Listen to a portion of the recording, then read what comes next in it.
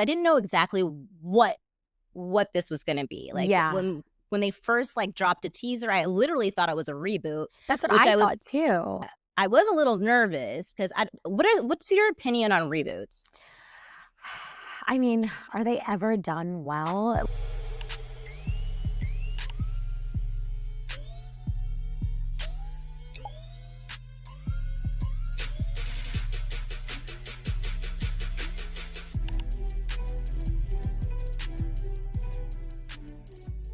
Hello, and welcome to the very first episode of Pia Pops Off Pop Culture. This is a podcast where I talk about everything and anything pop culture, usually accompanied by a guest that I feel like is an expert on that pop culture topic for that week. Every episode will be dropped on a Tuesday, so I can edit on a Monday, because those are my 2 days off. I'm oversharing. Okay, you'll learn that's what I do here. I overshare because I'm giving you and bringing you my unsolicited opinions. And that's why you're here, really, right? And also, since I'm new here, we want to get this out to the masses. If you're listening to the audio version on Spotify, Apple Music, or wherever you listen to your podcast, please remember to rate, review, because that helps tremendously because I'm a brand new baby podcast. So take a moment and pop off on all the buttons. So let's hit that notification bell so we stay informed when these videos drop.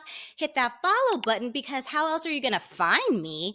And after this episode, please go ahead and pop off in my comments section. My opinions might be unsolicited, but I'm literally soliciting you for your comments. So pop off, whether you agree with me, disagree with me. Nastiest Have suggestions on future episodes. I want to hear it all. We want everyone to be having this like conversation. That's why I started my TikTok. That's why I am doing this podcast. I like to gab. I like to talk about pop culture, but I also want to talk about pop culture with other people, which is why I want to always have a guest so we can go back and forth and get different perspectives. We might not always agree. We will always keep it respectful.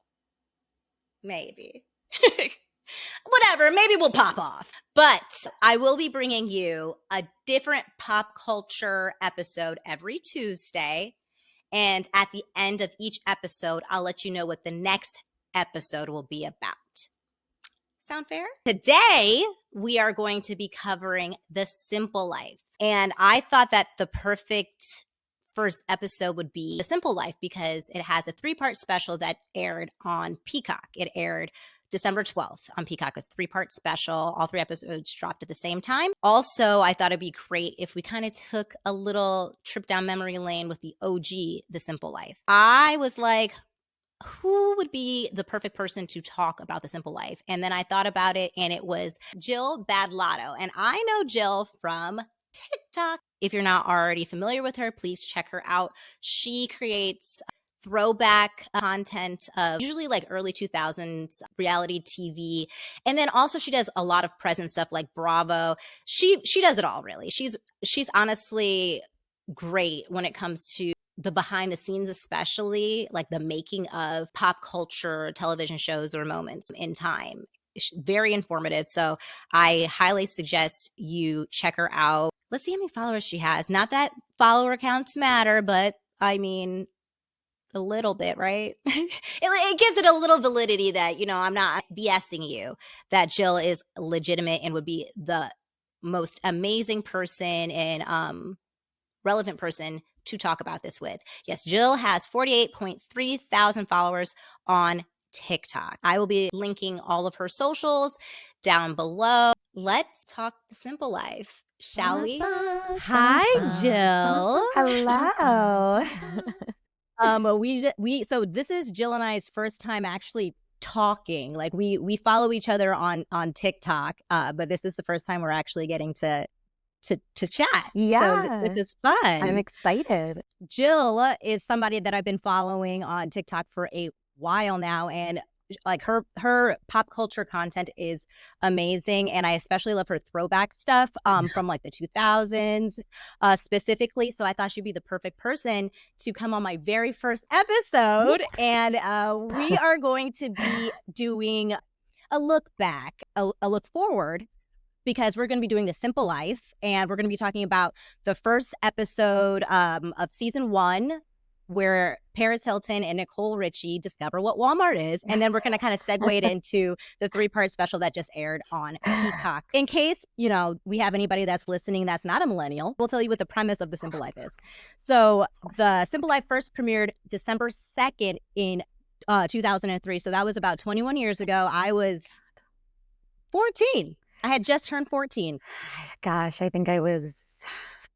Oh my God. I was about 15, 16. Okay. Yeah. We are true millennials. True. I love this. Yeah. So we are experts. Yes. We're experts, okay? We know what we're talking about. Simple Life had 5 seasons. So the first 3 seasons was on Fox, and then the last 2 seasons were on E! And I call those the dark years. Yeah. They were. They truly were. But that was when Paris and Nicole were not really filming together because they had that infamous fallout. Mhm. There was a lot of rumors, speculations. I don't think there was ever anything confirmed. I heard wild rumors, but like back then, people made up the most craziest things and we ran with it. Yeah, exactly. And there was no social media. So, celebrities couldn't get on and clarify anything. It was all through publicists. Yeah. So it's just a different world. It truly is, because I feel like that's a good point. Celebrities didn't have the access that they have now to be able to change the narrative, put out their stories. Like they would have to do it through PR. Right. And then you would have to hope that people are like picking up that magazine and so on and so forth. Right. Where now you can just, in a click of a button, you can be like, no, that did not happen. I think that even though I watched all 5 seasons, the first season, there's nothing comparable to that. That was just like reality TV gold. I kind of feel like I know that there was like the Real World before The Simple Life. So like they like the Real World was really the first like big reality TV show. But The Simple Life like was to me the first reality TV show to really document celebrities and in such a fun way. I do think that they're the pioneers of the reality shows for celebrities. I agree. Especially because like Paris Hilton and Nicole Richie kind of became famous. Like they were kind of like the first to become famous for like not necessarily having one thing. They didn't act. They were kind of like the big influencers before influencers was a thing, Exactly. And then you see them like go into become reality TV stars. It was such brand new territory. Completely agree. Like I feel like we kind of knew of Paris Hilton because like at that time she just started getting photographed a lot. And so you had a little bit of an idea. I had no idea who Nicole Richie was. So that was my first introduction to her. I wanted to do a little research on how the show even came about. The executive producer, Jonathan Murray, essentially they were basing this show off of Green Acres, like that old television show. And that's why they picked Arkansas for the first season. Oh, interesting. But they wanted to do it like a juxtaposition and have like a really affluent, rich person be plopped into the middle of a nowhere type place. So that's how they approached Paris Hilton.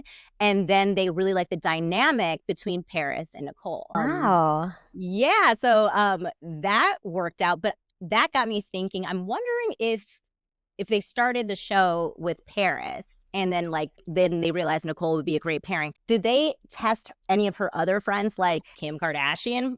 Perhaps? That's a good question. That's a very good question. I'm interested to know. Or like Kimberly Stewart. Or yes. Yeah. That's interesting. I'm really happy that it was the pairing that it ended up being because you needed the two dynamics. Yes. Like Paris is very silly in her own right, but like those two together, it was great. It was just so good. That chemistry is like the chemistry. Reality TV producers dream of that type of chemistry, Yes. And that's something that I think that you cannot produce at all. And I think that I know you watch a lot of reality TV like Bravo and stuff like that. And I don't know if you would agree, but the seasons on these shows that usually do well that have like maybe a bad season, I feel like those are the seasons where they're trying to like recreate lightning in a bottle or overproduce. And the seasons that are great are just organic things that happen. Like we learn in the 3-part special that Sanasa, like they didn't even think it was going to be in the original Yes. series. That's just something that they did in it. And that's Right. why we liked it. Right. Which is wild because like I remember at like school people singing it, it Yeah, took over. It really did, And again, this is before social media really. So, exactly. it was like so organic. That's the perfect organic. And I think that is what made the first season, especially of The Simple Life, just extraordinary. And then It was. I loved how they incorporated the clips into this special because I didn't know exactly what this was going to be. Like Yeah. when they first like dropped a teaser, I literally thought it was a reboot. That's what which I was thought too. Yeah, I was a little nervous because what's your opinion on reboots? I mean, are they ever done well? Like, I feel like what is a reboot that was really good? I think when you try to recreate the magic of that it's very, very difficult. Very difficult. Yeah, that's how I feel. Like I really cannot think of a single reboot that has done well. Like even when they brought back The Hills. Yeah. Yeah. It's just Exactly. not the same. Exactly. I think Jersey Shore did well. I don't watch it, but Yeah. I mean, I think that might be one of the exception, like the Jersey Shore family reunion. Yeah. Might have worked.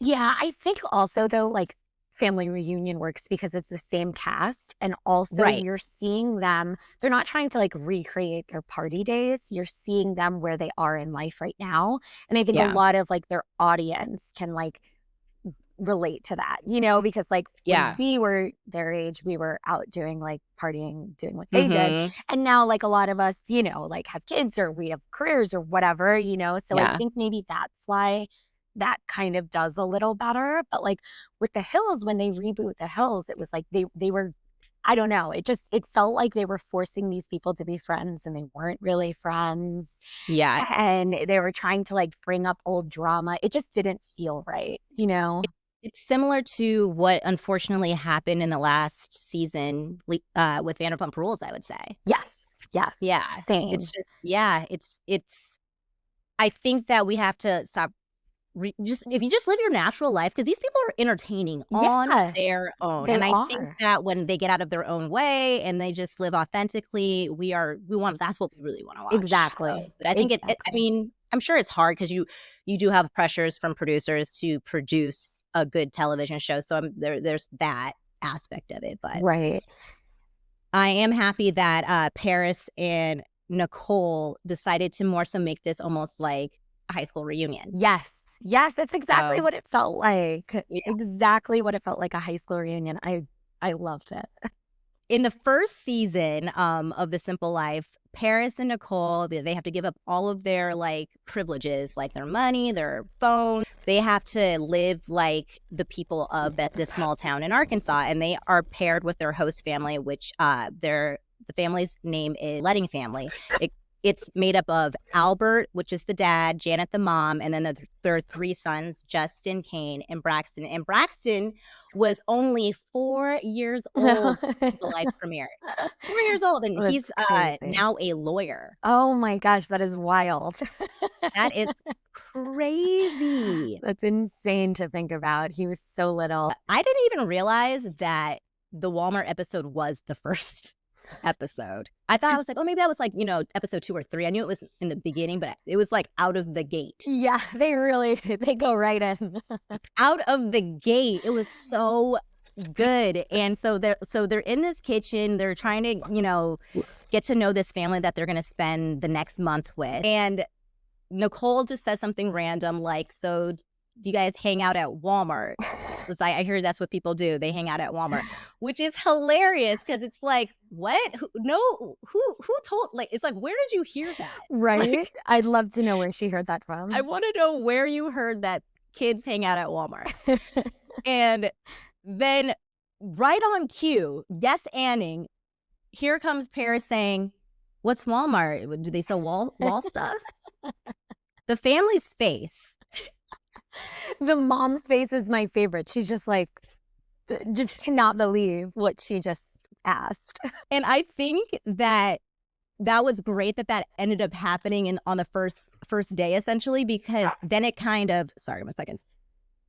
No, my dog.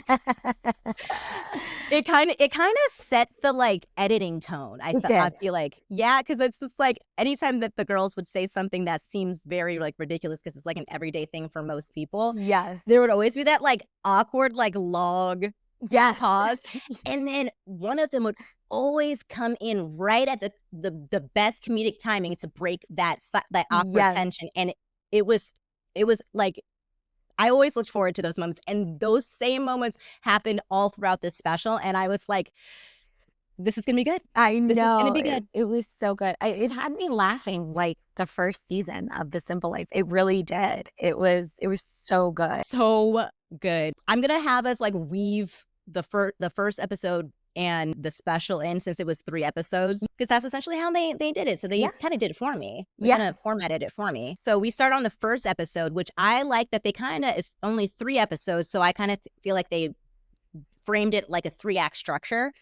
So the first episode is them going back to their roots, which they go to Arkansas and meet all of the people that they cause chaos in their lives for that month that they filmed in 2003.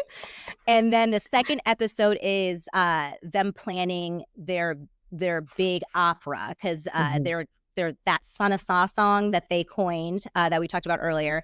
They're going to turn that into an opera. And then the third episode is seeing everything put together. First episode, they meet with their old producers. Yes, I loved that. Life. Yes. I love that. And I love that we learned that one of them has an arrest warrant out for him because Nicole Richie stole that cop car. I could not believe that. Like, you have a whole arrest warrant, but and then he says, "Oh no, I framed it." He's so proud of this arrest warrant. And I'm like, okay, you know what? It is kind of iconic. That is hot. It is. Yes. I also find it hilarious that Nicole and Paris, as like we see them like meet up with people that they filmed with in the original season 1, finding out all the actual damage that happened that they like did not know they caused. That was funny. So like the arrest warrant is one of the first things that they find out about. They're like, and I could see that they were genuinely like, should we do something about this? Like, I think I can help you. Like, no, it's fine. And then talk about the producers. Talk about how they would actually do their own stunts, like how Paris fell off that horse, and Nicole called Paris the Tom Cruise of reality TV, which I thought was really funny. She really felt like watching that clip back. That was kind of scary. Yeah. And I remember when it happened, they said that she was so lucky that the horse didn't step on her, because if, God forbid, that would have happened, it would have been really bad. Yeah, that's how what is his name? Reeves. He played Superman. Yes. I cannot remember his name right now, but I know his last name is Reeves. Yes. And that's how he ended up becoming a paraplegic. Yeah. He was doing he actually did horse shows like professionally, and he fell off a horse. And I was looking at the clip. If you look at it, if you zoom in, that horse was about to step on her. And luckily, it must be like a really, trained horse to a degree. And it backed off immediately when it realized. She got close. She really, really did. Reality TV back then, like, you cannot do the same things they were able to do. Like, liability, absolutely. Yeah. There would be like, the whole series on Bad Girls would never be able to happen today. No like that, I don't know way. if that got greenlit in the first place. Like, the whole purpose of that show is like beating up women. Yeah, exactly. That's usually what you get sent home for on most TV shows. Exactly. That is encouraged. I know. It's insane. Like, when you look back, how much they got away with and what people said too. Like, the things that they said on reality TV. Yes. It's wild. It really is crazy. Completely wild. And TikTok. It's so funny because I feel like with TikTok, all of these old shows have been coming back. Like people are damn near put full episodes of these like Yeah. series on here. Yeah. And I know that's like the like Top Model has gotten a lot of blowback from like, yeah, I loved Top Model. And then I would see the old clips and I was like, oh, I was like, same. I loved Tyra. I loved watching America's Next Top Model. And now I watch it and I'm like, oh my gosh. Like, and I'm I was appalled. like, and honestly, I remember being like, well, that's the business. Like, Same. Like, what? Yeah. Like, we were like, that is, if you want to be on top, Exactly. that is what you have to do. Exactly. I'm like, as if like starving yourself was just like a normal, though that's what you had to do. I was like 14 watching this thinking, you know what I mean? Yeah, we're like, it was completely normal. Yeah. And then also at a certain point, it was like, if a girl was like, oh, I don't ever want to cut my hair, you knew the producers were going to cut that hair. And it wasn't necessarily because that hair was going to be like a good fit. They were just like, we just wanted to see her cry. The drama. We want to create a moment. Yep. Those girls got tortured. They really did. They really did. Okay, so in the special, in the first episode, they go back to Arkansas. They take their private jet and they land back in Arkansas. And they're supposed to meet up with the Lettings, but they find out on the way that the Lettings don't want to be filmed, which Paris and Nicole seem to be completely respectful of. They still wanted to see them because they did spend that month with them, and I think they did truly form a genuine bond with them during that time. When I was looking things up, I don't know if you heard this, because I just wanted to see a little bit more about how the Lettings were doing, but apparently, allegedly, this is from page 6, so again, this is all alleged, the Lettings last minute didn't want to be filmed because they wanted to be paid. They wanted to be compensated. And allegedly they asked for $1 million.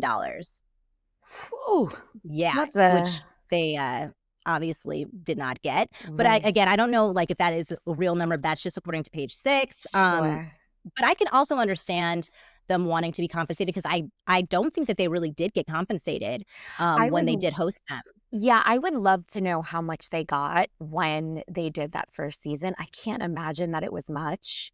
And I don't blame them for wanting to be compensated for, you know, $1 million is a lot, but I mean, I bet you if that number is accurate, it's more of like them thinking about how big the show ended up getting. And I do believe that they had a big part of the success in all of the 4 seasons after that, and it's still being talked about today. Yeah, definitely. So I'm sure they're like, 1 million is technically a deal over time. Right. Yeah. No, that is a very good point. That's a very good point. I did read that the grandmother passed away. Did you see that? I did see that. Curly. Yeah, Curly. She passed away December 20th, 2020.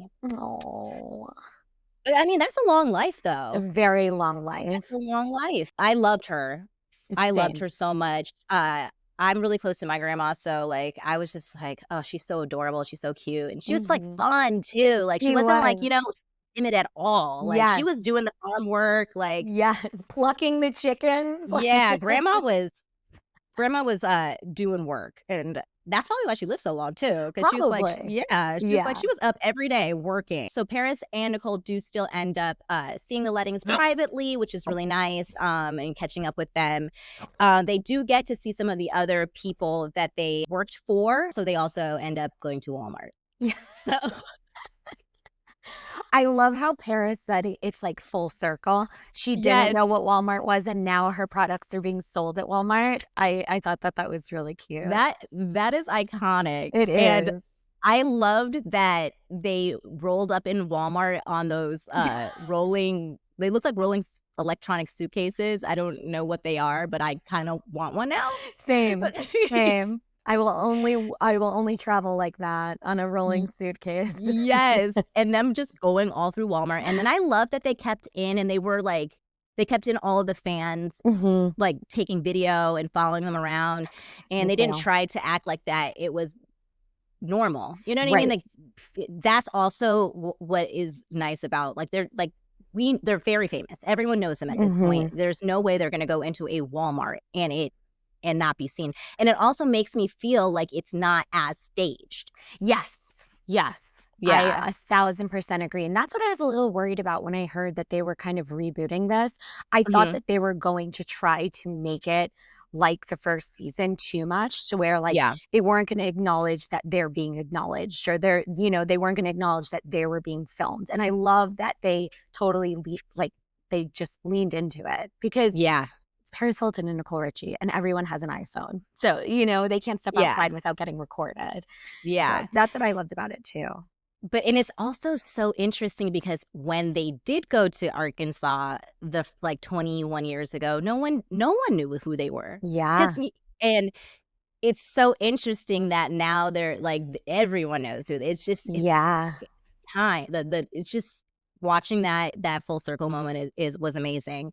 And then also we meet Amy, which is a fan that they picked from a video submission, and she helps them pick stuff out for the mayor, who they also filmed with in season 1. Who's the same mayor? How it's crazy. So I guess there's no cap on how long you can be mayor. I just found that out. She must be doing a fabulous job. She must be. She must be. And she's blonde now. Yeah. She was red. Yep. Now she's blonde. And they find out that the mayor, Veronica, she had gotten into a ziplining accident. And when we find out exactly what that ziplining accident entailed when they actually meet up. So they're at Walmart, they're trying to get her nice stuff. And Nicole says, let's get her a vibrator. Yeah. Because that's what you need when you break your neck and back. A vibrator. Right. Nicole's always looking out. Yeah, she is. I thank you. I actually, maybe that would be helpful. Yeah. Who knows? So but we find out Walmart does not sell vibrators. Right. I'd be interested to find out if they will start selling them now. Right. They are electronics. Maybe that can be Paris Hilton's next line with Walmart. Maybe it could be Nicole's. Or Nicole's, yeah. Nicole needs something in that Walmart to call her own. I agree. They go to meet Veronica, the mayor, and they give her the Paris Hilton cookware, and they also give her a neck and back massager because they could not find the self-care vibrator. And the way Nicole said that to Veronica was one of the first moments that the awkward silence thing happens. Yes. And then the tension gets broken, and it's so funny. And we get to see that again and again. And I love it. That's what makes it the simple life. Yes, agreed. The simple things, the simple humor. Veronica does remind Nicole that she damaged property in that bar. And I remember that. I remember watching that, and I was so shook when I was a teenager watching her do that, pour the bleach on that pool table. Oh my gosh, I was so shocked. That was real. Like, I could tell she was actually pissed. Yes. Like, she was like, no, I'm going to do this. I'm gonna Yeah. destroy this table with bleach. The mayor said that she did have to replace that herself. So, but Nicole and Paris, being the gracious people they are, they offered to reimburse them for the property damage. And again, this is just another moment where they're like, oh, like, yeah, I do remember doing that, but I didn't think about, like, someone's gonna have to pay for that. Right. They just did not compute that, which is hilarious to me. Right. Then they also, on their way out of leaving Veronica's office, they bump into Leon, one of the city workers, who, when they did that kissing booth, like, he got a little kiss from Nicole. So that was a fun moment. I loved that. And they meet up with their old boss at the dairy farm. And that boss, like, he was like notoriously hard on them, but it just made for good TV because he like made them work. He did. He was not messing around. When Nicole has to put her hand up the cow's butt, like full not even hand, the full arm. Oh, she was like here. All the way to the shoulder, the shoulder blade, damn near neck. And then she chased Paris with it. She was like running after Paris with her like poop arm. Yes. And then they spilled all that milk. Yeah. And he does remind him of that, and that he did get in trouble with the health board for that as well. That's right. That's right. But at the end of the day, he was like, but I still really loved you. I wouldn't have changed anything, which is, again, so sweet. So I think that, like, they have these, like, destructive moments, but it was never, like, for the most part, it was never in malice. It was never to make fun of. It was never to belittle anybody in this town. They were really asking questions, and I feel like most of the time the joke was on them. It was never on the people of that town. So it gave us it was not a show of making fun of these people. It was more so a punching up, making fun of the elite and the rich and how out of touch they were. Same. And they're making fun of themselves too. So we can all laugh. We're laughing with them. Right. Honestly. Yeah. I completely agree. One moment that I laughed really hard at when they were talking to their boss from the dairy farm is Nicole says "Slay Queen" to this man. And there was the longest pause. And then he's just like, because at first I was like, oh no, is he not gonna like this? Like, is he like an old, like conservative man? And like, don't, like, why are you calling me queen? Like, slay queen. And I was like a little worried for like a split second because it went on for like a long stare. And then he was just like, oh, okay. like completely like he ingested it. And he was like, I think I love that. Like, he didn't understand, but then he was like, no, this is good. This is a good thing. And I love this. It took him a second. Yeah. Danny loved that. Then the final stop in Arkansas is they go to the bar that they destroyed, that pool table that no longer is there now. They've just completely taken it out. And then you get to see that they, like, a lot of the other people in the town that they pretty much had that be like the meeting spot for the reunion for the people who were on their season. And Nicole runs into Anthony, the guy he made out with. I love that they showed Anthony. I loved it. And I love that they showed his wife too. Like, his wife is like in the corner, but like also Anthony, like, he was like looking at Nicole a little too long for me. I was like, your wife is right there, Anthony. Yeah, Anthony. for real. But like, how funny is that for her to be like, yeah, my husband kissed Nicole Richie. You know?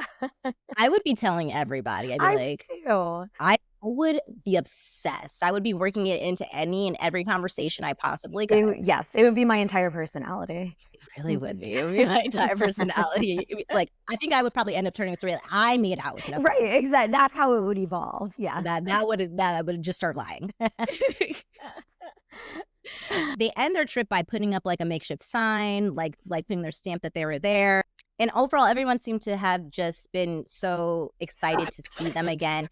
And again, it just shows like the impact that they had on that town, and that they, like, even these two highly privileged women, they still found a way to connect, and the town found a way to connect, and they formed a genuine bond. And that was really nice. Yeah. Very, very heartwarming to see them come back with so many of the people. And I love that they showed like just these little characters, but that left a lasting impression because they were a part of such funny moments. Yes. You know, I loved being able to see them. All of their bosses, I can't remember. It was I can't remember the one guy's name. I forgot to write his name down, but it was, they were talking to him at the bar. I think he ran the what's it called? Like the ammunition store? Yes. He was so sweet. It was so nice to see them connect with him. Like, he was straight up tearing up. Yeah. And I remember when they did work for him that he you could just tell he just like loved the whole thing. He thought it was hilarious. He loved being a part of it. And I just love that even today he still loves it, you know?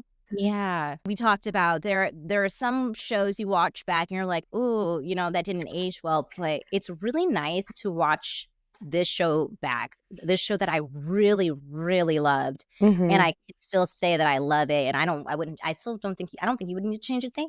Yeah, same. Now we're on episode 2. The premise of this whole special is that they're turning their infamous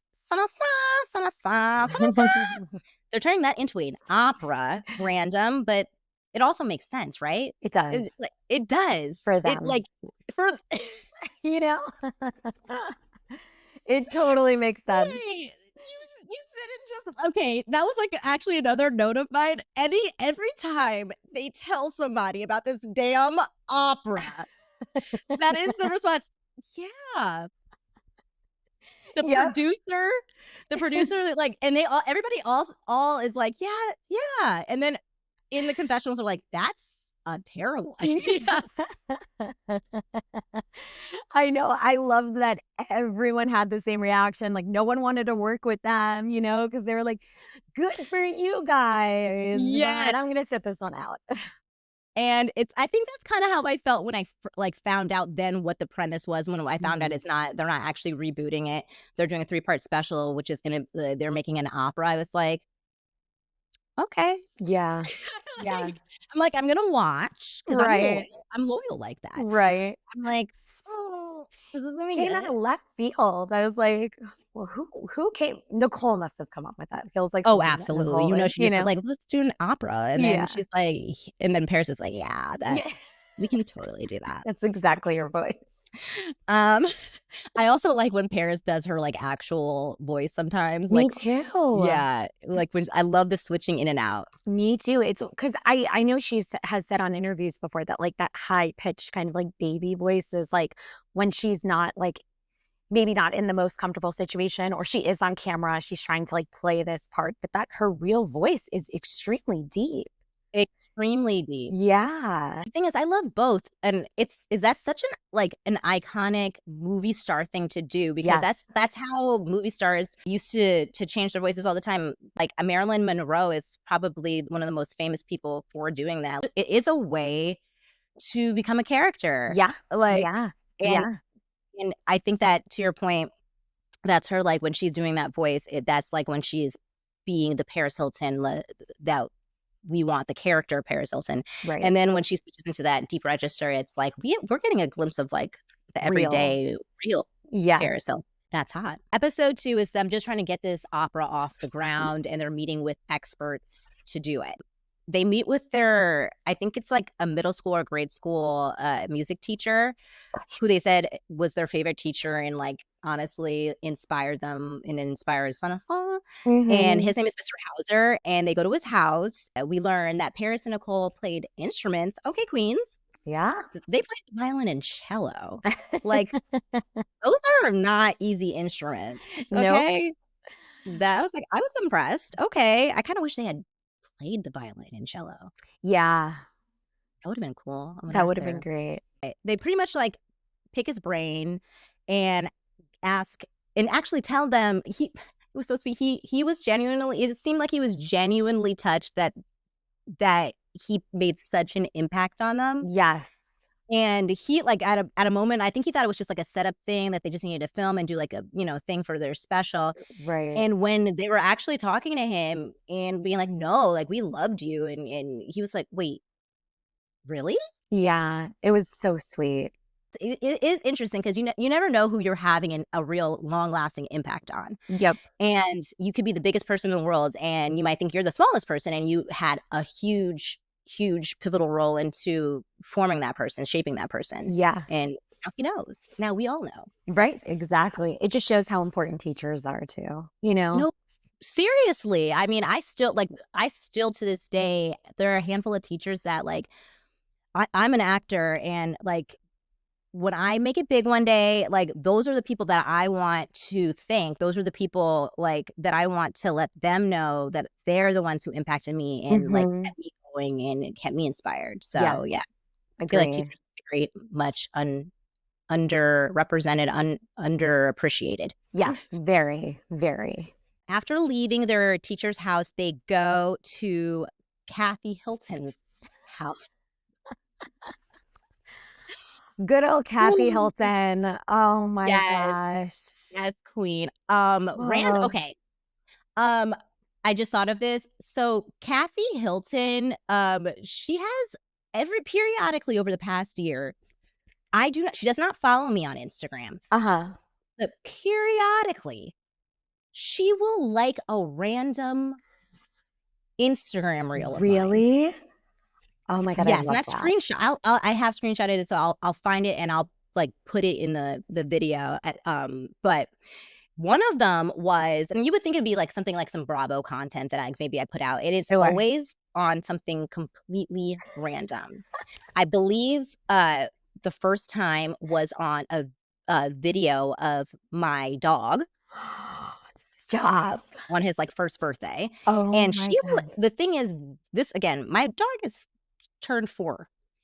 This was in this past year, so that video was down, way down. Like, what were you doing scrolling down my? Kathy. What are you doing here?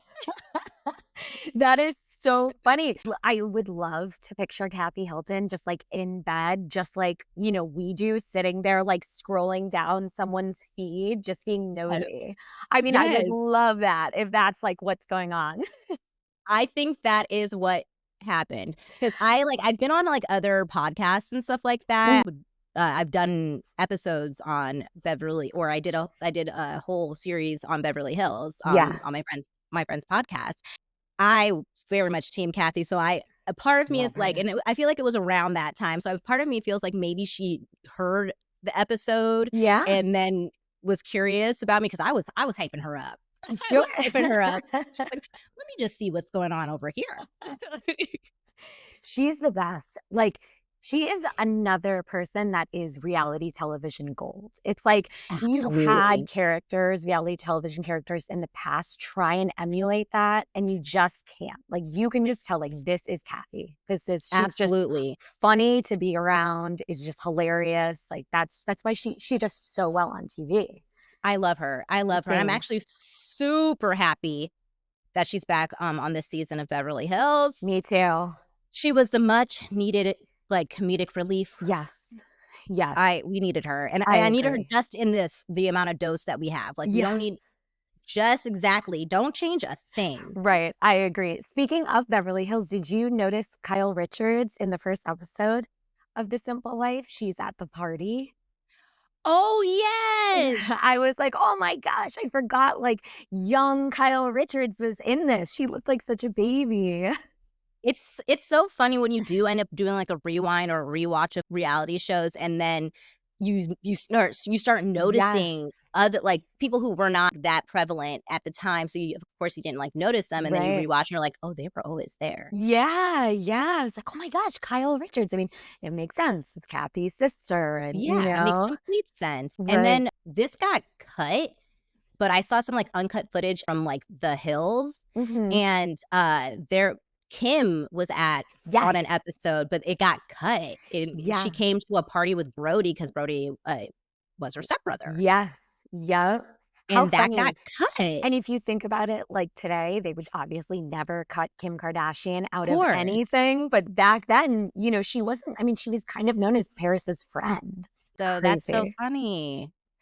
Ooh, the times, the times. So we are in Kathy's kitchen. Nicole and Paris tell Kathy that they're going to be doing an opera for Sanasa. And Kathy has the same reaction that we all have had.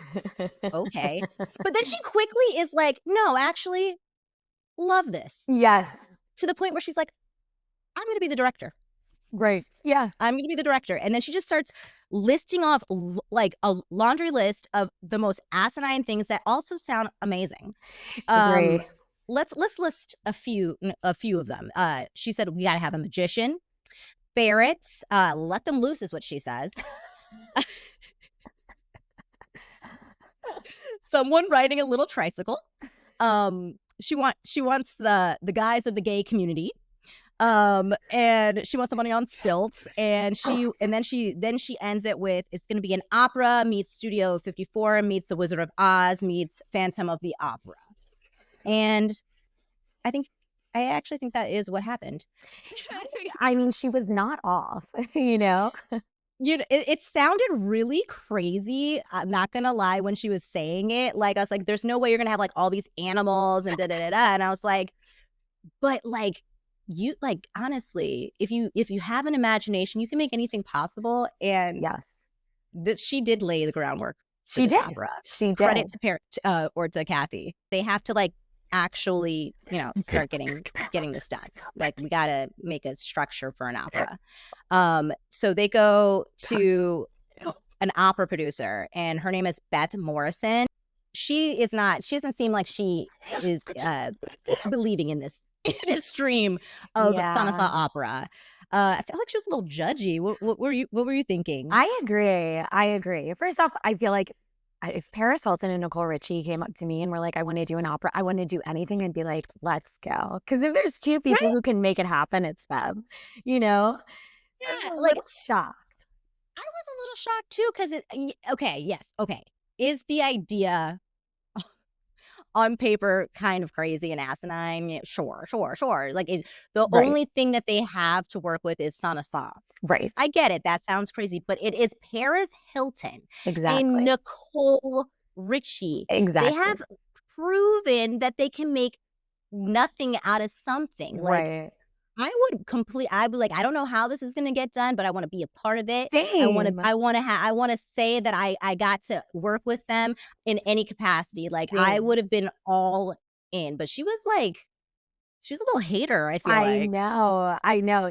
I guess she took it very serious. She Maybe did. that's why. I don't know. She did help though, because we found out that something like this would cost like $1.5 million, which I think it was Nicole that says, oh yeah, so like the cost of a wedding. Yeah. I don't know whose wedding she's attending, but Surely mine, that's gonna be next year. yeah. Surely not mine. Did not go to mine. I wish though. I really wish. Same. I know. Weddings are so expensive. I feel like after COVID too, they have gotten even more expensive. Oh yeah, they've jacked up the price because they Yeah. lost so much money during Yep. that time. Yep. And they lost have so much not come money. down yet. It's Mm-mm. wild. And I live in California, and when I was looking up venues here, like, Yeah. like Yeah. just a decent venue was, I feel like the cheapest I could find, just the venue, was 15 grand, and that wasn't even that special. And then Yeah. ones that I really liked were like 20 to start. It's insane. And then you had like minimums. I think one was like you had to like something crazy, like $100,000 for like minimum for like food. Oh my gosh. That's like twice someone's like budget for their entire wedding. Yeah. Yeah. I mean, that's a down payment. That's like, that's just like wild. Yeah. So safe to say, we decided not to have a wedding in California. Where are you guys getting married? London. Oh my gosh, I'm jealous. Yes. So yeah, it's August 2025, and we're getting married at a manor in London, outside London. And to be honest, and it's really beautiful. And we get the property for 24 full hours, and we get to stay there that night, the night of the wedding, and our wedding party can stay there.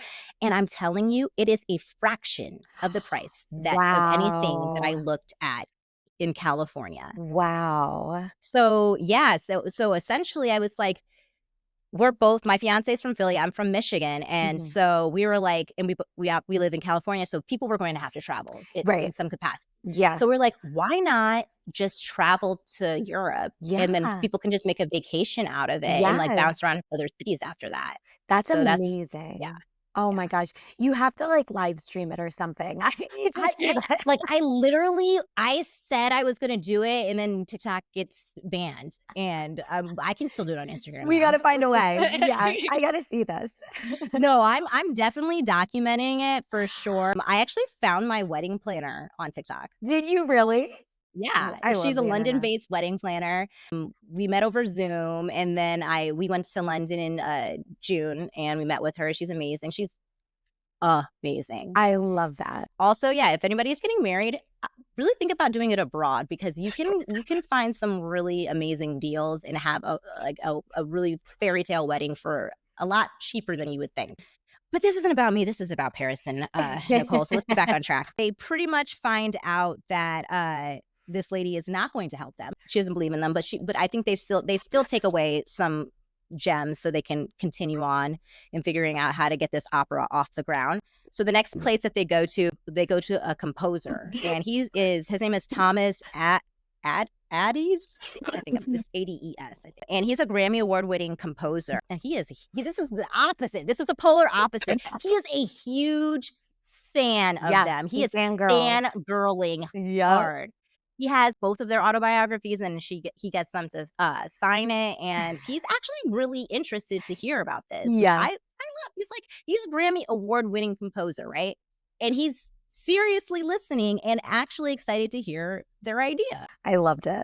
I loved seeing him freak out. Yes. What was funny is though that they really didn't understand what a composer was. Did you know what a composer No. was? I did not either. I thought I knew, and then I watched the episode. I thought I knew too. Like, I think I thought it was what they thought it was. Yeah, like the Yeah, like I thought they just like did it all. Like they yeah, like same. That's what I thought I, too. I They were really like the did. leader of like the group. Yeah. You know. I understand. Like I get it. Like I'm the idea person. Like but I want you to Yes. execute it. We have the idea. We're giving Right. you this great idea. Now you make it for us. I think that's what they really wanted, and no one was willing to do it. I agree. No They one. like had it on a platter and they're like, "You're Yes. welcome." He was like, but that's not how that works. Right. They're like, why can't it be? Why? I think it can be. Right. And to the point where he was like, did I just agree to do this? He kind of did. He kind of did. Yeah. He like, especially the way he just started it out with kind of like fangirling and stuff. I was like, okay, he's going to be into this. Like, Yeah. he can't say no, you know? Yeah. And he did try. He did try all he tried hard, but he I think we were all confused. No one really knew what if he was in or not. Yeah. So that was nice, and we put a pin in that. So we're like, maybe he's in. So we have a definite no, we have a maybe. So then their next thing is they go to a vocal coach, and she too was a little hater too. I had like sweaty palms watching that. Just like there was like the glass, so everyone could see them, everyone could hear them, like walking in and out of that. I was like, I would just like crumple. I would be so embarrassed. Yeah, like first of all, you think that's a good point. Who came up with that design? Yeah, for real. Who came up with that? I know. I did choir all throughout my adolescence. So I should have known what a composer is, but I don't. I'm really self-conscious when I sing. Mm-hmm. So to have all glass in that vulnerable moment, like I who don't came, understand. Like, this must be like a vocal coach for like the famous people, because people who are do just not like care. Like they crush it. They know they're crushing it. Yeah. Not for the everyday person just trying to see if they can like, sing well during the holidays. Right. With their family. Exactly. People who want to like test the waters and like see if maybe they're a singer. Also, I feel like that room has to be so hot. All that glass. That's like all I was thinking about was like, I could not imagine walking in there trying to carry a tune. It's got to be so hot in there. I would be like sweating. I mean, and you know what the shocking thing is? I thought that they sounded great. I mean, I know she said that they sounded flat, but I think that they sounded great. Same. A hell of a lot better than I could. Especially Nicole. I was like, you're killing it. Yeah. You're crushing it. Do you remember that Nicole had like a single out a very long time ago? It was called like Dandelion, I think. Oh my God. Kind of like a little indie pop-ish kind of. And I do remember that. Yeah. Oh my gosh. I have to look that up later. Yeah. I wish I could include that, but I'm pretty sure that's like copyright, so probably not. But everyone should look that up. Yes, I think it was called Dandelion. And Paris had her single. Stars Are Blind. Yes, I liked it though. I loved that song. Stars Are Blind. But I thought they both sounded really good. Same. The vocal coach, she wanted to have a little moment. So she wanted to show off with that ABC trick, and be honest, did you do it? Because I did. I did. I could not. I like could barely get through the alphabet, and I was like, oh my God, what's wrong with me? I got through it once, and then I went for the second round, and I just started getting confused. And I think it's because I wasn't breathing. Yeah. Like I started like, I don't even think I was saying, like, I'm going to try to do it really quick. Okay. So the whole thing is you have to like be able to say the alphabet as many times as you can without breathing. So I'm going to try to do it. All right. A, B, C, D, E, F, G, H, I, J, K, L, M, N, O, P, Q, R, S, T, U, V, W, X, Y, Z, A, B, C, D. I can't do it. Nope. Nope. I don't even know if I said it correctly, to be honest with you. You hit them all. You hit all the letters. Oh my, and she did it like, I tried to count, but it was so quick. I think I would say I'm going to at least, because I wasn't going to go back. I was going to go back and count, but then I didn't want to. Yeah. So I'm going to say solid at least 10 times. What do you think? Yes, at least. I think it was like 10. I mean, but it makes sense though when you hear opera singers and you hear Yeah. them belt this out. I'm like, when are they breathing?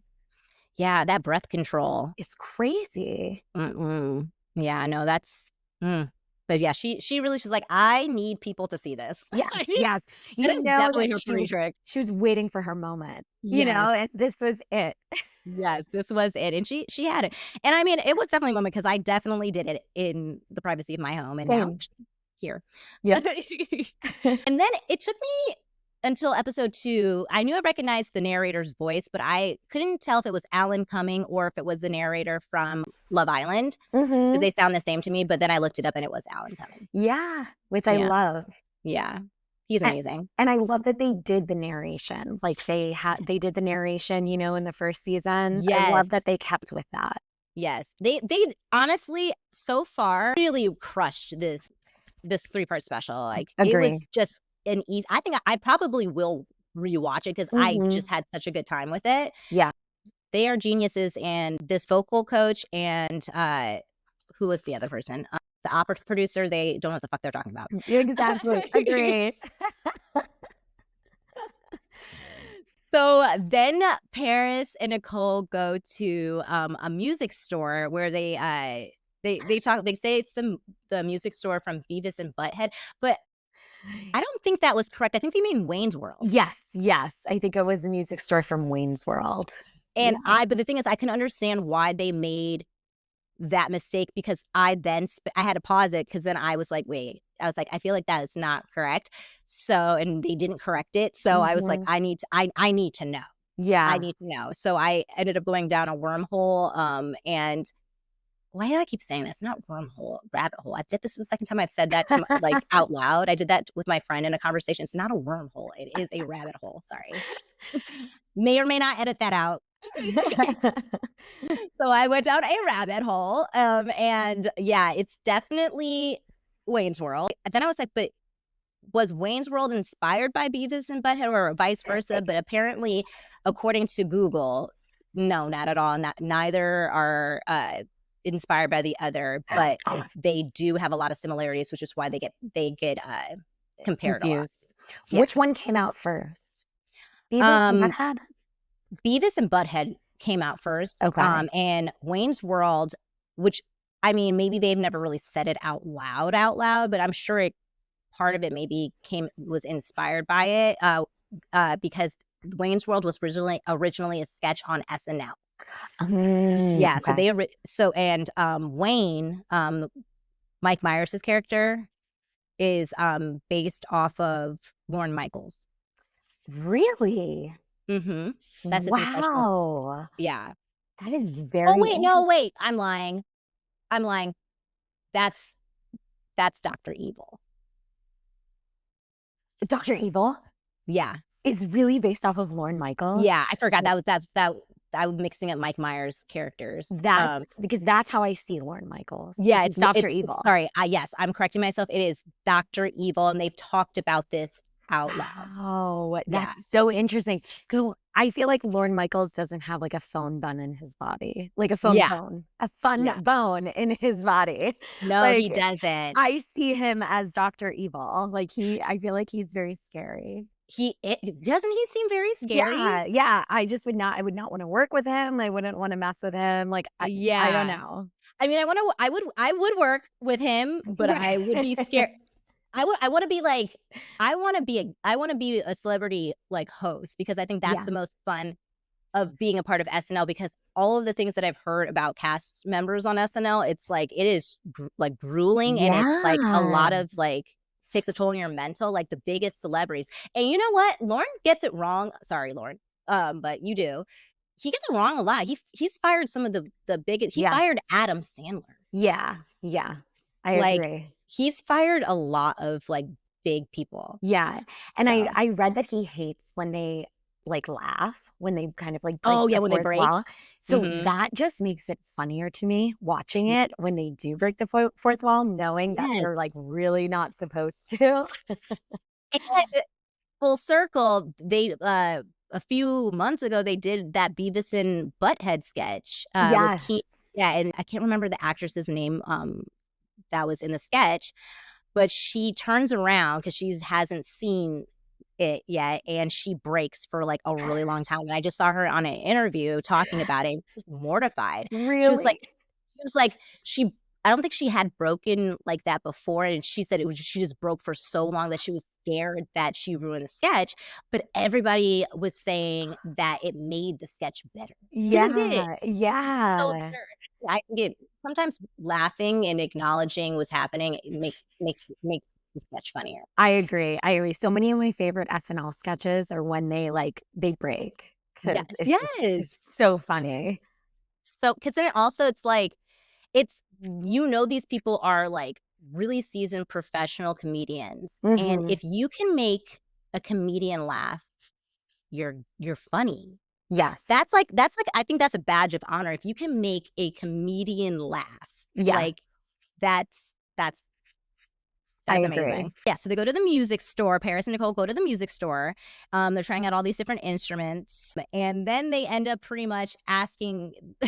And then is he the owner of the store? I couldn't Think tell. so, yeah. I'm not sure. He works there at the very least, he works there. And they were like, do you want to be a part of this, of whatever we're doing right now? And I'm thinking like a part of the opera.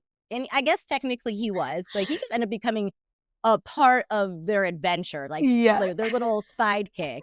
And I love that for us. Like that, like he has his accordion, and it was great. He was a great addition. Paris and Nicole are not giving up on getting this man to be a composer for their opera. So they invite him to go see an opera, and it's The Little Mermaid. And of course, they're late. Of course. Unbothered too. Yes. So they unbothered. were not rushing at all. Nope. But like, I also respected it because I kind of do the same thing when I'm I do too. I'm late for everything.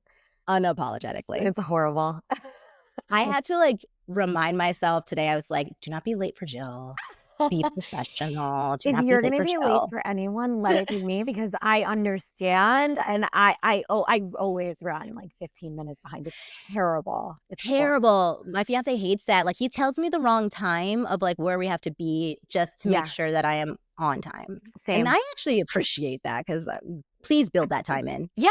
They know what they're marrying. Like, that's what I tell my husband. I'm like, you knew who you married. You know, I was never on time. It's not going to change when I'm in my 30s. Yeah. Like, I'm not going to be on time. Yeah, exactly. And I don't want to. Exactly. I don't want to. I don't want to be I think it's because I have like I'm an extrovert introvert. So like, I also don't want to be there too early. And where I would have to I hate small talk. Yes. So no. I don't like, I'm like, I want to make there's a nice crowd. I agree. It's not going to be awkward. I agree. I want to like slowly infiltrate. I don't want to like be there and then it's like one person walks in and you're like, okay, we have to talk. Like, there's who else are we going to talk to? It's going to be us. Like, I don't want to be in that position. And then it's like, do you have this thing where you're like, okay, like you might be having like a good conversation, then you're like, but then then you start freaking out, like, but then what are we going to talk about after this? Yes. And then after that. Totally. Yes. And then you're spiraling. Yeah, exactly. It's just easier. And then I Irish goodbye. Yes. It's just easier to walk in and be like, I'm so sorry I'm late. Yes. The party's established. Exactly. Everyone's already having a good time. Yes. I'm able to like text a friend and be like, what is everyone wearing? So I can like be dressed appropriate. Yeah, I know. I had to retrain my fiance to like not be upset about being late. Because he's a very punctual person. So is my husband. I'm like, well, that's loser behavior. Yeah. Main characters come in late. We got main character energy over here. Right. We're at the Little Mermaid. We're at the Little Mermaid opera. And they're running late. And I just think it's really funny because they get all dressed up, which they look great, by the way. Yes. I love their outfits. I don't think that they knew it was going to be like more of like a chill opera, like outside in like a park. Yeah. I think the producers knew. You're right. Totally. 1000%. I mean, because I guess whenever I think of the opera, I just think of like those like big theaters and stuff like that. And they have the little binoculars. Yeah. I've never been to an opera, but I feel like that's what I always see on TV. Yeah, that's exactly how I picture it. Yeah, but I mean, I wasn't mad at the outside park version of it, the chill version. It looks pretty. It looks It was very pretty. pretty. I like that the opera has started. They have not arrived, but they're in their car and they're listening to very modern music. And then it switches over to the opera, switches over to their modern music. So that was really, editors loved that. You get an A+ for that editing. Agree. And then they weren't that late, honestly. So I'm not even mad about it. They just missed like the first 5 minutes. And then they give them a boutonniere where she was like, it's like a leaf. And then she's like, it has a little penis. And I was like, okay. Well, they came with gifts, so I can't be mad about it. Apparently, in the Little Mermaid opera, the little spoiler, the mermaid kills, I guess, the man. Is it Prince Eric? Yeah. I guess so. It's Yeah. murder. I know that like the real original Little Mermaid is like pretty dark. I think she like ends up cutting off her own fin, I think. Ooh. Because she like wants legs or something like that. I know the original is pretty dark. So I wonder if they like took it back to the original. I love that. I'm like, I first of all, I love horror movies. Same. I love true crime. So Me too. actually, I'm down to watch this opera. That sounded amazing. I mean, I love the nice Disney version of it as well, but sure. Murderous one sounds kind of lit. I know like it does. The opera ends, and I was confused because I thought he was saying like, okay, so I can't wait to put this together, be a part of putting the Sanasa opera together. And then Nicole seems excited and she says like, so wait, that means you're going to be doing this for us, composing for us. And he said, no. Yeah, I was a little confused on that too. So I was like, but then what did you mean? Yeah, like, I don't know if maybe he meant he was going to be like help guide them, like a mentor. I don't know. Yeah, that confused me, but I was like, okay. And then essentially they're like, well, I guess we'll do it ourselves, which is great. Like, we love some independent women. You don't need anybody. But since they're doing it themselves, they need to do sponsorship. So Paris, she said, I got resources and I know somebody who would be great. I have an in with the Hilton. Yeah, you do, girl. So they take their new friend from the music store to do a presentation. And they do like this accordion, like he's like, they're like, we don't want to explain it to you, we want to show it to you, right? And they do the most interesting version of Sanasa. This is I feel like this was the worst version of Sanasa. I was like, you're not even putting I feel like you were phoning it in because you know that they have to give you this Hilton money. Right. They can't say no to Paris Hilton. I almost feel like they're like, we're going to do it bad because it's going to be funny that they have to give us this money. Right. It's funny because it's bad and it's still my money. Totally. Yep. Absolutely. And then again, Nicole with the best comedic timing, because like they're like, so then they pretty much they sing their way out of that meeting with the horrified looks of these executives at the Hilton establishment, and they close the door, and then they all look like, what was that? And immediately Nicole opens the door and says, you have my number, right, though? Great. Such good comedic timing. So good. I want to give a shout out to the accordion music man. He does, when he asks for how much money that they want, he says he does do a Dr. Evil. He's like, $1 million. Loved that. Now they have to find a venue, which Alan Cumming says, you don't have a venue yet. It's like in his narration, it's 2 weeks. They have 2 weeks before this whole opera needs to be up. And we learn really, even though they've like done a bunch of stuff, they really haven't secured anything. Right. Which is funny and scary. Like they literally have 2 weeks, but like, part of me is like, I know that like it's going to get done. Right. Yeah. It's going to happen. Right. So I wasn't worried about it. They end up going to the Saban Theater. And then essentially they do a montage of like, because again, like this could be like a really long special if they go through the details of really how to make it, because I'm sure there is just such a lot that goes into it. Yeah. And they want to make this fun for us. We don't need to see all that. We get it. Right. So they just do a montage of like going to different schools, like finding kids and like just, you know, the whole thing. And then they have to do auditions. They get help from Sia. I was so surprised to see her pop up. Yes. Like I feel like I've only seen her face once, and it's because I think she was like at a Kardashian Christmas party Yes. and like Yep. yeah.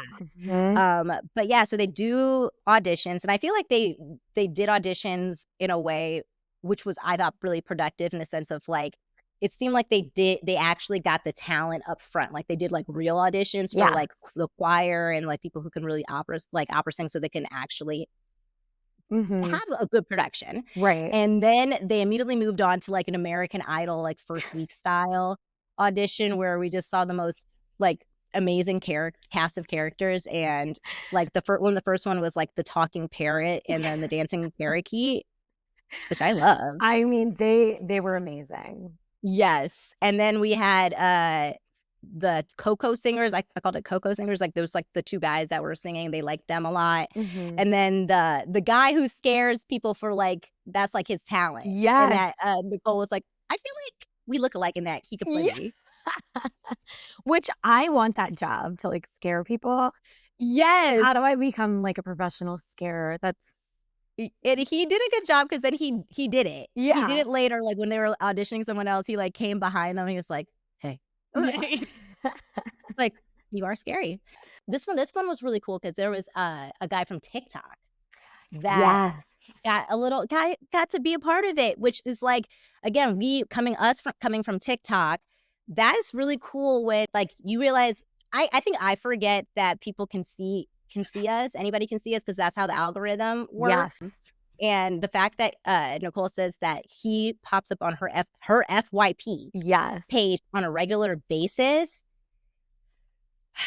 man, that's all I would need. Right. Right. That's all I would need. Like, I think it was like such a good like reminder of like how the boundaries between like communication between like celebrities and audience are mhm. just they're smaller and smaller and smaller with social media. Like before it Yeah. was like you could never like imagine that like Paris Hilton and Nicole Richie were going to see like someone's take on the simple life. And Yeah. now, 20 years later, it's like they found someone to put on their show because of TikTok. It's wild. Yeah. Yeah. And it really does go to show, like, I mean, it's so unfortunate if I'm really hoping that the app doesn't go away because Me too. it's a really, really great way to be able to showcase talent and put it give it to people that could really change your life. Yes. You don't have Yes. to live in big cities like New York or LA or anything like that. You Exactly. can live anywhere and Mhm. possibly be able to live your dream. Yeah. So Absolutely. I do hope that if TikTok goes away, there is something that will come that will give that. I do too. I hope. I hope. So now we're at episode 3. We're getting everything together now. They have a structure. It's going to be Act 1 is going to be their childhood. Act 2 will be the simple life, and Act 3 will be them uniting. Because like as we talked about a little bit earlier, at some point in the simple life they fell out, and they talk about how the media to them played a big part of that Mhm. because they are lifelong friends, and whatever happened between them is not something that like it just got bigger because like the media made it bigger. That is actually a really great structure. And then the fourth act, pretty much how us, the fans, have rallied around and pretty much fought the media off on their behalf. And it's Mhm. really just an appreciation for the people who gave them the platform that they have. And the way they did it was just really nice. So we had the child actors in Act 1 playing baby They Nicole were so and cute. Paris. They were so cute. So adorable. They were adorable. Well, actually, I should start. They also open with like Nicole and Paris dangling Yes. above the theater, and then being like, it was like actually super iconic. It Like was. It was. this was professional. Like I I know. didn't know what to expect, but I'm like, this is a show. It is. Yeah. This is a show. And all of those animals that Kathy had talked about, how they were like, we're gonna get all these live animals. They figured out a way in which to do it with puppets. And I was Yeah. like, that is actually a genius way of It's doing it. so And they used it genius. in the childhood part in Act 1. And then in act 2, they go into the simple life, and you have a big cow, and you have Nicole reenacting her, putting her arm all the way up it. Then giant cameras, like people dressed in these giant, like as giant cameras representing the media, the paparazzi, and how they tore them apart. So here's the storytelling, and that's happening. And Sanasa is happening in different iterations throughout this, with a choir of Paris and Nicole. They're wearing blonde wig. They're like mosh posh of Paris and Nicole choir. They represent them. And then in the third act, I really liked how they did this. So like they're like texting, and Sanasa is like their thing. That is how they communicate, they say. And they're texting, but that's not working, and there still seems to be a miscommunication. And then they do a back call with Sanasa. And then the Sanasa is being sung in an operatic way, which I was like, oh my God, this actually sounds good. It did. It totally did. This is actually good and impressive what they were able to do with a single word. Yes, it was. It was. And then so we get to the fourth act, and it's friends forever. But actually, before the fourth act, they have a little technical difficulty. Yeah. They couldn't get the door open. Yes. So everything was actually going really smooth, and I think all the haters that were in the audience, because by the way, everybody that the composers, the musical directors, everybody that they visited to get advice from, they came to the show, and I think that they absolutely did not expect the level of professionalism that they walked into. But then, of course, something always has to happen. Yes, something technical happens, and their costumes for the fourth freaking act get locked in a room, and they're like desperately trying to open it. Right. Which the poor host of the show, Danny, that he had to stand up there and like entertain. I felt so bad for him. I did too. And then they end up having a TikToker that we were talking about that was on Nicole's FYP page. He goes up there and he tries to entertain them for a while. And I think this goes on for quite a long time. So like it was awkward, and they finally get it open. So they're able to go on to the act 4, which is Friends Forever. Representation of what they have become.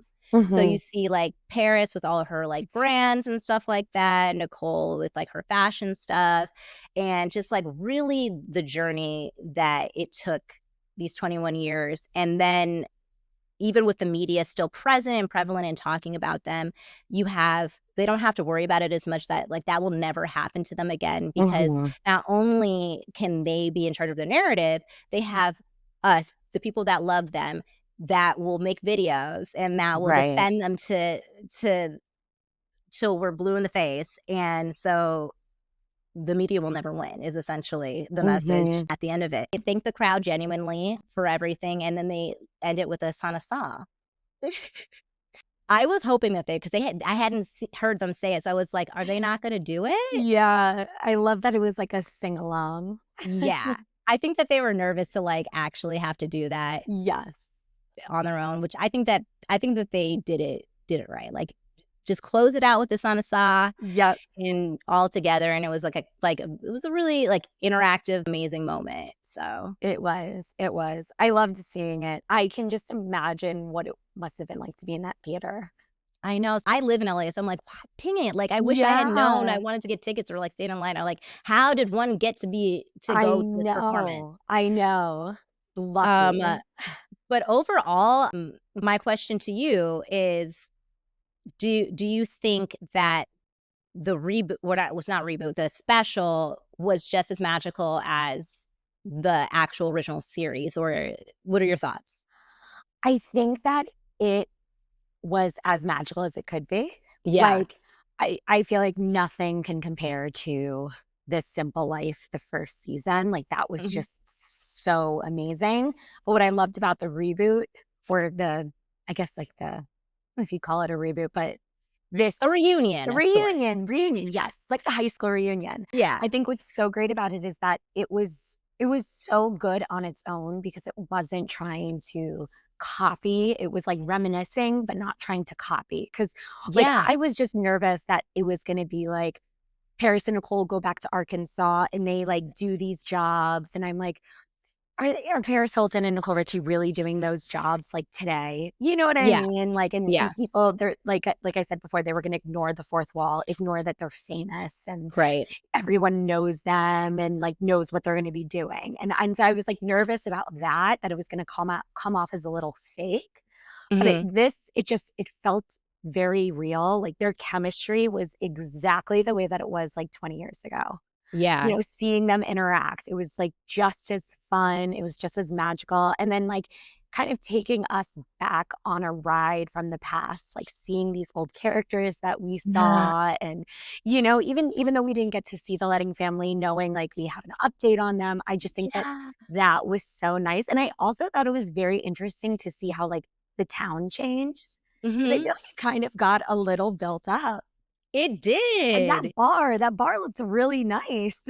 And I think they're about to get another splurge because everyone's gonna want to like if they're Yes. stopping through, if they're making road trips, or they're gonna go to that bar. Yes, absolutely. Absolutely. I was like, that's the same bar. Like that is wild. It looked so nice. So I think it was just like it made me kind of feel like I was like 15, 16 again, you know? That is exactly how I felt. It gave me that hit of dopamine I needed. I'm a very nostalgic person. Before we were recording, I was saying like I just feel like I'm stuck in the 90s, like in the early 2000s. Because to me, I don't know if it's because we're millennials and that was literally the crux of our like adolescence, or if it Mhm. truly was just the best time. Yeah, I truly think it was just a really I do too. unique time, and I like, yeah, The Simple Life, that show always, like, made me so happy, and the special didn't disappoint. Like, It didn't. it was the special was what it was gonna be, like, it's never going to be The Simple Life, Mhm. and I don't think there's because of the time that we're in, I don't think there's any reality show that will ever, like, be able to be like that, so Mm-mm. I think No, yeah, that was, like, if you were there, you were there. it Like, was you'll never get that time it back. was so good. It really was. It was.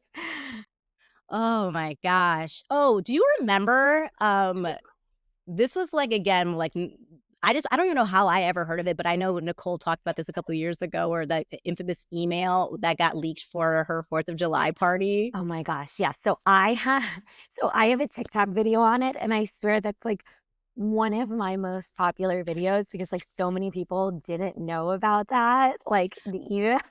Oh my gosh. Oh my And gosh. looking back on it now, you're like, oh my God, that sounds like so horrible. But like I Yeah. think when you like know when you have watched Nicole Richie and like Yeah. at the time she was getting so scrutinized for her weight. I think it Mhm. was kind of her way of like making fun of it. Like she knew that it might have gotten out there and you know what I Yeah. mean? Yeah, it's if you're looking at that note, just off of it, it doesn't sound great, but it's again, you have to know the time and Right. also what was going the context, like you said, of what was going on, and I could tell like, that note was so Nicole coded. I was Yes. like, and if again, if you know and watch them, you would be like, immediately like, "She's not serious. Right. This is Right. such an unserious note." Right, Like right. Also, I feel like it's so like when I was watching it back, like watching The Simple Life back now, I was like, oh my God, they were like, what, 20, 21? Like that is young, yeah. Like I can't imagine being like that young and having a camera in my face or like watching my every move. There are, No. I'm sure, things that like I would have done that I would have regretted or said, or you know what I mean? Like Absolutely. I just it's Absolutely. like the way that they were and, like, I mean, I know that the media is ruthless today, but, I mean, in the early 2000s, it was like it was Yeah. wild. Anything went, you know? I mean, truly, and that's why, like, even, like, reporters, like, Diane Sawyer, Barbara Walters, Oprah Yes. even, they're getting scrutinized for old interview clips because we Yes. just talk to people in such a reckless way, Yes. unapologetically, Mhm. and we're just realizing, like, the damage in like, I mean, some of it is like like I don't wanna, like, go too far on the other thing of, like, being too sensitive because Sure, sure. sometimes that can happen too where, like, we can't say anything, Right. but we were a l much more reckless to a point where it's like it was like damaging to people. Like Britney Spears is a big example in huge. Talking about weight. Jessica Simpson, like she got body shamed so much. That was crazy. And she wasn't big at all. No, she was a size 4.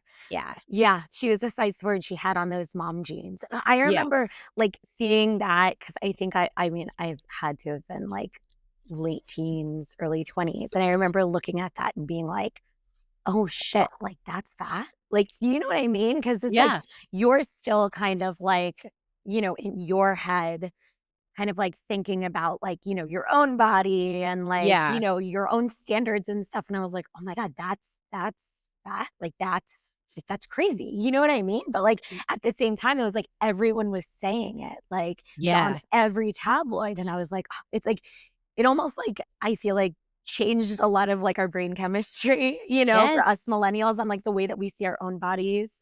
Because it's like of what we grew up with, you know? I mean, even with like Nicole Richie, she was criticized. Like they had called her like the fat friend, you know? Like Paris was the skinny one, Nicole was the fat one. And you look back and you're like, are you kidding me? And it's crazy because I'm not going to lie. I still like, not that she was fat, but like, I do remember that narrative. And I know that she is much smaller and she has been much smaller for a long time. And I know like the why of it because of all of the body shaming. Then I was like looking back and I was like, wait, I don't know why in my head she looked much bigger. Yes. In my memory.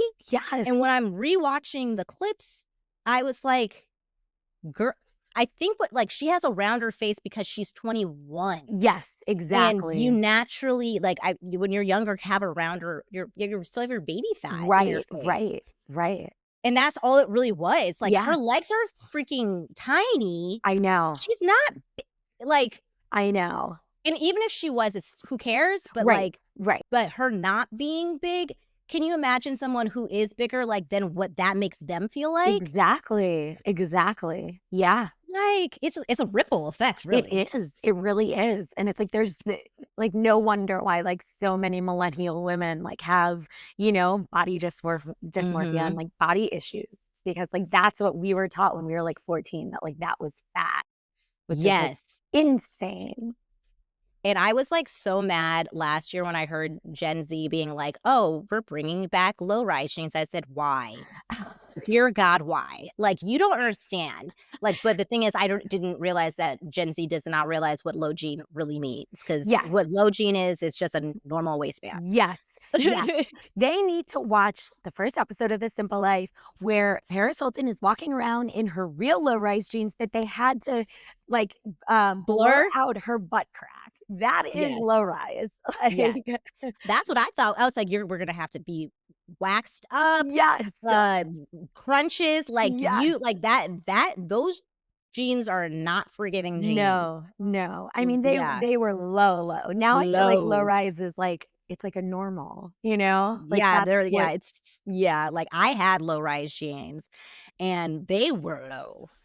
Same. They were low. Yes. Same. They were like, Britney Spears, I'm a slave for you, low. Like that type of, that's low.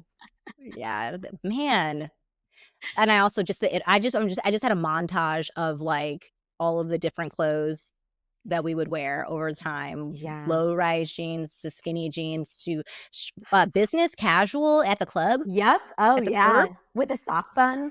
Yes, a little sock bun. I'm like, I'm gonna go get my dress from Forever 21, my like little mini bodycon dress, and I'm gonna put a blazer over it. Like board meeting at 5:30, the club at 6. With a statement necklace. The statement J. Crew statement necklace. Yes. Cute. Simpler times. It's a simple life. Yes, exactly. And on that note, you don't have to, but if you want to do a little sana with me. Ooh, I'll do a little sana. Okay, let's try it. I'm gonna count us in. Ready? Okay, perfect. 1, 2, 3. Sana. You're gonna